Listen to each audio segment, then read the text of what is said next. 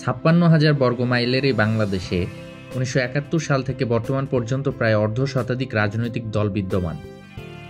আজকের ভিডিওতে বাংলাদেশের পুরাতন ৫টি রাজনৈতিক দল সম্পর্কে সংক্ষিপ্ত আলোচনা করা হবে। জাতীয় পার্টি।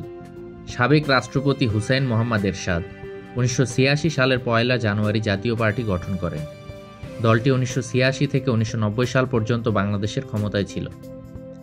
পরে ১৯৯৬ থেকে ২০০১, ২০০৮ থেকে ২০১৩ এবং ২০১৪ থেকে ২০১৯ সালে আওয়ামী লীগের সাথে জোট করে সরকার গঠন করে। দলটির নির্বাচনী প্রতীক লাঙ্গল। বাংলাদেশ জাতীয়তাবাদী দল বা বিএনপি। বাংলাদেশ জাতীয়তাবাদী দল বাংলাদেশের অন্যতম প্রধান একটি রাজনৈতিক দল। তৎকালীন রাষ্ট্রপতি জিয়াউর রহমান ১৯৭৮ সালের ১ সেপ্টেম্বর এই দলটি প্রতিষ্ঠা করেন। দলটি ১৯৯১ সাল থেকে ১৯৯৬ সাল এবং ২০০১ সাল থেকে ২০০৬ সাল পর্যন্ত বাংলাদেশের রাষ্ট্র ক্ষমতায় অধিষ্ঠিত ছিল। দলটির নির্বাচনী প্রতীক ধানের শীষ।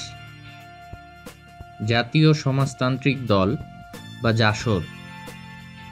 ১৯৭২ সালের ৩১ অক্টোবর জাতীয় সমাজতান্ত্রিক দলের যাত্রা শুরু হয়। বাংলাদেশের বামপন্থী দল হিসাবে ১৯৭২ সালে জাতীয় সমাজতান্ত্রিক দল জাসদ তার আত্মপ্রকাশ করে।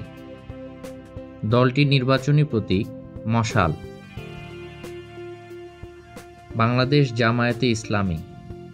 বাংলাদেশের ইসলামপন্থী দল হিসাবে জামায়াতে ইসলামী দলটি পরিচিত।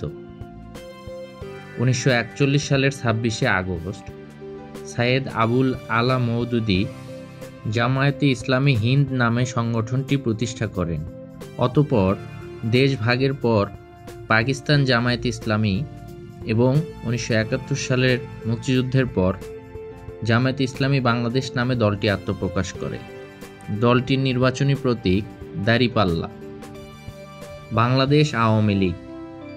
বাংলাদেশ আওয়ামী লীগ বাংলাদেশের একটি রাজনৈতিক দল, যেটি বাংলাদেশের স্বাধীনতা যুদ্ধে নেতৃত্ব দানকারী প্রধানতম দল।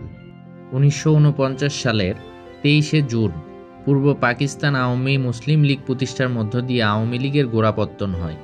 পরবর্তীকালে এর নাম ছিল নিখিল পাকিস্তান আওয়ামী লীগ। প্রতিষ্ঠার সময় প্রতিষ্ঠাকালীন সভাপতি হিসেবে মাওলানা আব্দুল হামিদ খান ভাসানী এবং সাধারণ সম্পাদক হিসেবে শামসুল হক দায়িত্ব পালন করেন। দলটির নির্বাচনী প্রতীক নৌকা।